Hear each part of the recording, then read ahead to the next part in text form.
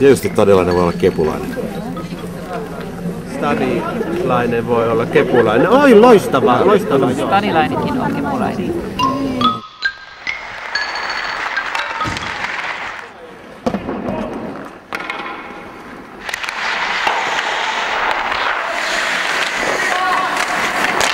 Noniin, niin kuin näet.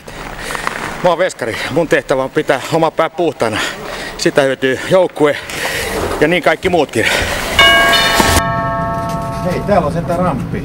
No joka paikassa pitäisi olla. Todellakin. Esteet pitää poistaa. Hyvä Jore. Asia vihdoinkin joulat mulla hyvä asenne tulevaan. Kerran sitä ykköspaikkaa seuraavissa eduskuntavaaleissa. Ja keskustan teema näissä vaaleissa on asiaa. Stadilaisia kepulaisia on paljon.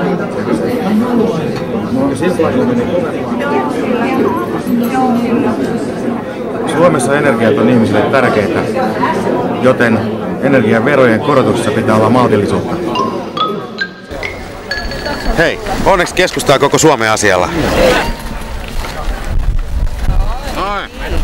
Ei Suomea voi rakentaa repimällä. Suomi rakennetaan sopimalla.